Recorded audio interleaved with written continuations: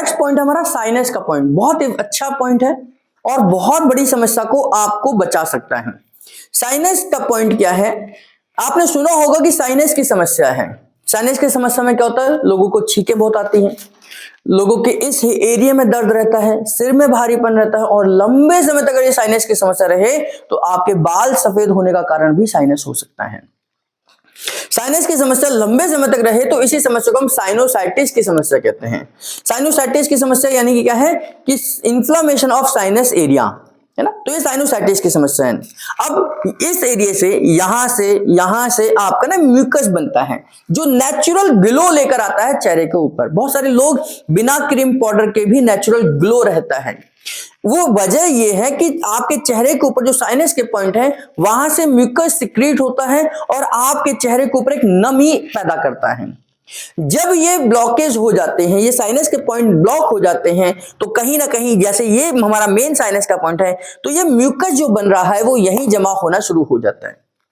और ये म्यूकस यहां जमा होना शुरू होकर धीरे धीरे इसकी लेयर और लेयर और लेयर और लेयर, जैसे अगर आपने कभी, फॉर एग्जांपल देता हूं, कभी आप दूध की मलाई को उतार कर कहीं रख देते हैं, कटोरी में जमा करते रहते हैं, फ्रिज में रखते रहते हैं, तो आप देखें कुछ दिनों बाद, 15-20 दिन बाद वो हार्ड होने शुरू हो जाती है।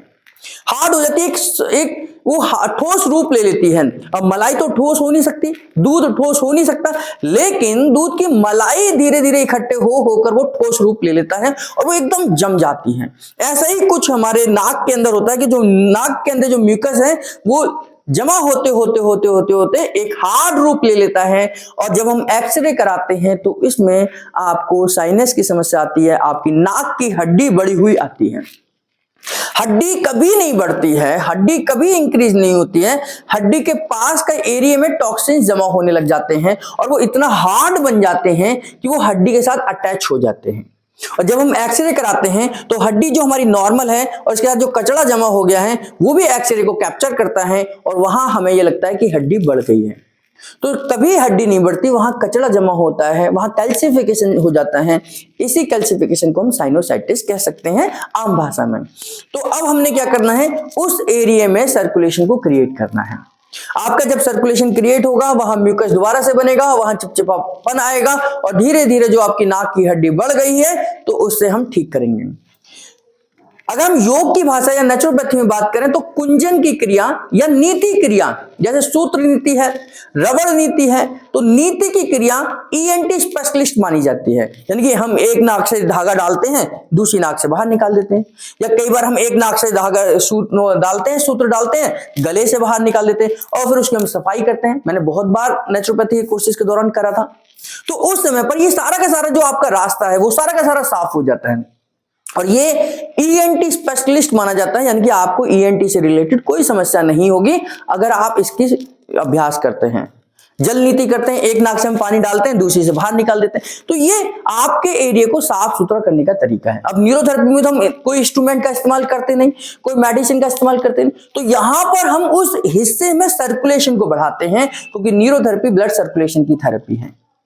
तो हम क्या करते हैं, इन ब्लॉकेज को खोलने के लिए साइनस के पॉइंट को समझ लीजिए। चेहरे के ऊपर ये साइनस के पॉइंट होते हैं। ये आईब्रोज के ऊपर अगर आप देखें तो छोटा सा गड्ढा यहां आपको मिलेगा, यहां आपको मिलेगा, यहां आपको मिलेगा। ये जो छोटे छोटे गड्ढे हैं, ये छोटे छोटे ये होल्स हैं, यही साइनस के पॉइंट है। अगर हम यहां देखें, नाक के ऊपर देखें तो यहां छोटा सा हड्डा है, यहाँ छोटा सा आपका बोन्स है, यहाँ आपको नजर आएगा। अगर हम आंखों के बीचों बीच देखें तो ये देखिए, मैंने यहाँ महसूस कर रहा हूँ, यहाँ छोटा सा गड्ढा है।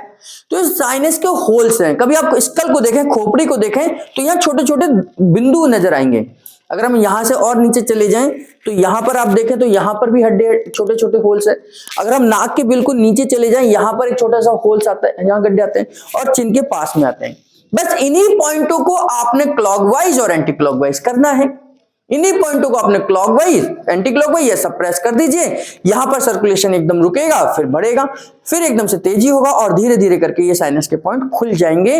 न्यूरोथेरेपी का जो केमिकल ट्रीटमेंट है वो acid treatment, a heparin treatment, multi heparin treatment, ये पॉइंट्स हैं जिससे कि आप केमिकल ट्रीटमेंट के साथ इस फिजिकल ट्रीटमेंट का भी इस्तेमाल कर सकते हैं। करना क्या है, आप पीछे खड़े होकर भी दे सकते हैं, आगे खड़े होकर भी दे सकते हैं। तो यहां मैंने रखा, यहां पे क्लॉकवाइज करा, एंटी क्लॉकवाइज करा, क्लॉकवाइज करा, एंटी क्लॉकवाइज करा, क्लॉकवाइज करा, एंटी क्लॉकवाइज करा 3-4 बार, फिर मैं आंख के बिल्कुल नीचे नीचे आ गया, यहां पर मैंने क्लॉकवाइज करा, है ना, एंटी क्लॉकवाइज किया, कान के ये नाक के बिल्कुल साथ में मैंने ये करा, क्लॉकवाइज करा, एंटी क्लॉकवाइज करा, नोज के बिल्कुल नीचे सेंटर में जहां सेप्टम है, यानी कि एक दीवार जो आपकी नाक को 2 हिस्सों में डिवाइड करती है, यहां क्लॉकवाइज करा, एंटी क्लॉकवाइज करा, यहां पर आपने क्लॉकवाइज करा, एंटी क्लॉकवाइज करा, और चिन के पास में क्लॉकवाइज करा और एंटी क्लॉकवाइज करा।